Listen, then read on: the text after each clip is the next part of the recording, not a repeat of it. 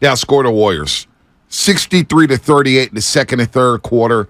I mean, just total domination. The Warriors turned the ball over 9 times in the second quarter, gave up 15 points off those turnovers. Lakers in the half with a 30-8 run. In the third quarter, things didn't get easier for the Warriors. They get outscored 27-20, and the Lakers go back to the free throw line 12 times. So in the second and third quarter, Warriors get outscored 63-38. They get outshot from the free throw line 27-3. All right, 27-3, and they turn the ball over 14 times for 21 points. Not going to win many basketball games doing what you did in the second and third quarter. No, you're not. You hear a lot live ball turnovers, right? It's just so bad and demoralizing. And what stinks more than anything is that they're a good downhill team. Like in terms of transition, because of LeBron, because of their length and their size, and then AD as a trailer, even if they're, slowing down and they don't get the layup, they're able to utilize him as he's cutting to the paint late, and you get a scrambling defense. Right. He always gets a good mismatch, and then boom, an easy layup. Yep. Did you hear the Van Gundy stat? Jeff Van Gundy. But he said this stat, and my jaw dropped. Teams that win 2 games in a row win the series 90% of the time. I heard that. So I wanted more like, okay, what happens if both teams win 2 in a row? Does it get negated? I don't know. But he said that, and I was like, whoa, why don't we talk about that more? That felt like, that's like an ironclad lock. Yeah, so if the Lakers win tonight, they're up 3-1, and they put themselves in a great spot to win the series. But if the Warriors win 2 in a row, there's no guarantee that the Lakers don't win 2 in a row and win the series. So then it kind of negates that whole thought process there. There's stats for everything. I know, but when I heard that, it kind of stopped me in my tracks. So, it's just interesting. Well, the Lakers, how about this one? The Lakers are 51-6 when they take a 2-1 lead all time in a best-of-7 series. Wow. In the history of their franchise, 51-6 when they take a 2-1 lead. How about this one? Since we're in the stat hype, LeBron James. LeBron James led teams. Crazy. They've won 19 straight series when they've won game 1. 19 straight. LeBron James all time, 28-2 when his teams win game 1 of a series. LeBron. I'm so sick of LeBron. He hit that 3 for them. It was their first lead in the second quarter. And when he hit that 3, oh my God, it just drives me nuts. I swear he traveled on that play. Yeah, maybe I'm the only one who thought. Well, Iguodala thought it. Everybody on the Warriors bench thought it. He did the gather step, and then he spun, and then used the left and right arms to push off. Listen, dude. I've prepped myself for this for years of watching Lakers basketball. I know. Why am I mad? I could get in this series, and I just lose my mind. Crypto.com arena. You saw the Memphis game in Game 4. They got called for some stuff. I said, damn. The NBA's trying to get these dudes out of here. Now, I don't like the Memphis Grizzlies whatsoever, but I thought, damn, that whistle is cold. You get a cold whistle in L.A., the stars get there, the hype, maybe the referees get intimidated. The Lakers are crying all day long. Go listen to a broadcast with the Pelicans and Lakers and Antonio Daniels. He'll tell you all you need to know about the Lakers front running and crying and trying to clown. When they get up, they're all dancing and showboating. All of a sudden, things don't go their way. They do what they did Friday. Darvin Ham and D'Angelo Russell start crying about the calls. Crying about the calls. That's what they do down in L.A. But here's my problem with the Warriors. From the 7:53 mark of the second quarter, all the way to the 7:37 mark of the third quarter. You know how many points the Warriors scored? 20. They scored 12 points.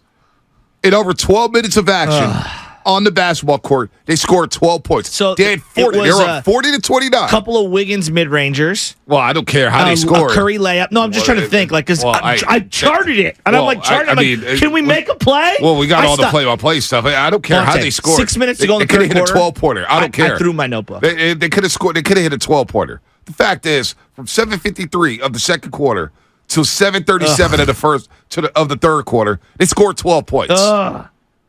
They were up 40-29. By the time they scored their 12th point, they were down 67-52. All right, 67-52. How about this? All right, in the last 3 quarters, of action, the Warriors get outscored 104-67. And you keep saying it's about the dudes, and I hear you, and trust me, like they have to lead the way. Like they're in the, I don't know, it's not the caboose because that's the back. So whatever the front of the train is, right? The engine, all right? They're the engine, right? If you will, of this particular thing. But it does matter the combinations that they have around them. And one of the things that I noticed is that when they go AD, LeBron, and then it was Schroeder, it was Austin Reeves, and D'Lo. They have to win that combination. Well, Lonnie Walker was underrated. Out of nowhere. He was really good in that game. They went away from Troy Brown Sr., and they went to Lonnie Walker, and Lonnie Walker scored 12 off the bench. It gave us some nice defense, some nice minutes there for the LA Lakers. By the way, the Quest for 5 brought to you by the Alameda PD, now offering a $75,000 hiring incentive. Our team is your future. Go to alamedapolice.org to apply today. Now it's time for Taking Them to School. Taking Them to School. Brought to you by the San Leandro Unified School District, embracing diversity, empowering excellence, and now hiring, offering rewarding career opportunities for teachers in the Bay Area. You belong at SLUSD. Go to www.slusd.us to learn more and apply today. Hopes were high for the Warriors at quarter number 1 with Klay Thompson hit a 3 that excited the Warriors bench, but that was short-lived as the Lakers turned it around. And, of course, won Game 3. But here's Klay Thompson's open 3. Curry goes behind the back, crossover on Vanderbilt, drifting to his left by 2 defenders, bounce past Draymond, bumping inside, rotates out to Thompson, open 3, got it! My goodness. Stephen Curry should get a hockey assist on that. All right, the crowd was charged up at Crypto.com Arena. This is the first playoff run they've had since 2013 where they had full capacity. So not a lot of playoff games there for the Lakers at Crypto.com Arena. That crowd was charged up. They left a little early because the game was garbage time by the fourth quarter. We were all packed it up there. And I was just thinking, can I just leave? Can we just do the postgame show now during the fourth quarter? What's the point? What's the point? It's a Warriors drop game number 3, 888-957-9570. Your keys to game 4. What do the Warriors need to do to win game number 4? Do they need a lineup change? Do they simply just need guys to play better? Do you think the whistle is unfair? I want to hear from Dub Nation after Saturday night's debacle, Shasky. It was nasty work down there at Crypto.com Arena on a variety of levels. Yeah, it really was. And this thing that, the Warriors were just chucking. I didn't actually think, there were some bad shots, but I didn't think they were chucking per se.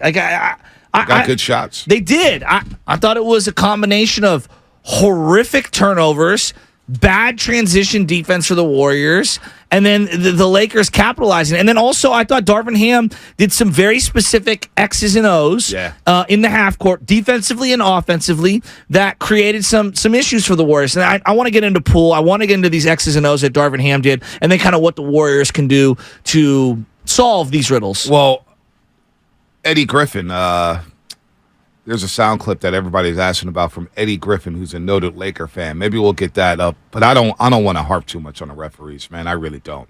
The Warriors have to play better. We can do that, but the Warriors have to play better. I'm here to hear about free throw discrepancy or whatnot, but we knew that was coming. Draymond got his 5th foul in 8 minutes to go in the third quarter.